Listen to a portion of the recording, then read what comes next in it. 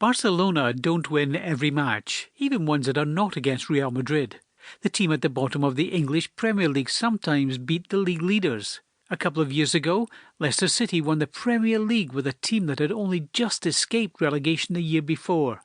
How? The answer is, as we know, that soccer is a team game, and the team is stronger than 11 individuals. Therefore, player combinations can add significantly to a team's success. We can use soccer analytics to identify the best player combinations from the talent at our disposal. Which data matters? This is very important. Data is of little use if it just describes what has happened. It only becomes useful when it identifies the causes of decisive actions on the pitch. As old-school pundits are keen on telling us, there is only one statistic that matters: goals scored against goals conceded. In some ways, they're right. In others, their view is too simplistic. We need to go back to see what leads to those goals, and the answer is usually team play. Similarly, if we look at what prevents those chances from happening, it's usually team play. Certainly there are occasions when a player will pick up the ball from the halfway line, beat 3 players and bury the ball in the bottom corner, or will hit a 30-yard volley into the roof of the net direct from a headed clearance. On rare occasions, a goalkeeper will make a simple, unbelievable reaction save. But mostly, it's about teamwork. It is passes and dribbles that lead to the goal-scoring opportunities. It is solid defending and covering that stops those chances from occurring. This means that getting the combination of players right is very important. We need to look at passing accuracy, dribbling skills, and how runs off the ball support these. We need to look at players who pass to each other regularly, reading each other's plans.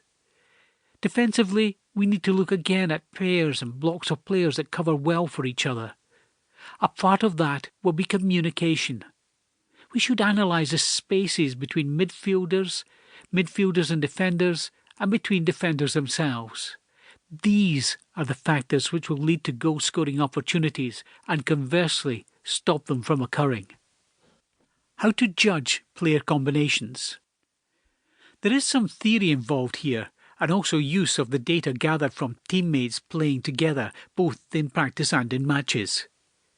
The theory element requires us to consider the best distances between players for optimal defensive capability, and, when attacking, the best positions to get into to make a decisive pass that creates a goal-scoring opportunity. Mesut also has topped the number of chance-creating passes for most of the last 6 or 7 seasons across all of Europe's top leagues. It's not therefore surprising that he's just secured a pay structure breaking pay rise from his current club Arsenal. From analysing the data we collect from different groups of players working together, we can assess, statistically at least, the best combinations for our team. However, there is also a psychological factor in choosing player combinations.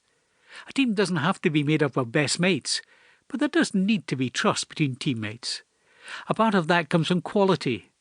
We're more likely to pass to a player who's going to do something with that pass. Another element comes from work rate. We're going to be more comfortable sharing defensive midfield with a partner who works hard to cover runs, make tackles, shepherds and harasses than one who leaves the bulk of the work to ourselves, however good they are on the ball. And finally, there is the undefinable element, the way that certain players naturally understand what their partners will do. That skill improves with playing together and from training together. The message to the coach here is that once partnerships are established, it's a good idea to stick with them. The use of substitutions to change a game. We can employ substitutes to replace tired and injured players or to make a tactical change to protect a lead or recover a deficit. There's been a good deal of research into this area, and we now know the times to make statistically the most impact. Bearing in mind that there is a less than even chance that the game will change as the result of a substitution, if it is going to, then statistics suggest the first one cannot be later than the 58th minute. The second needs to follow by the 73rd minute mark. It can be earlier, but not later. Then the final substitution happens in the 79th minute or before.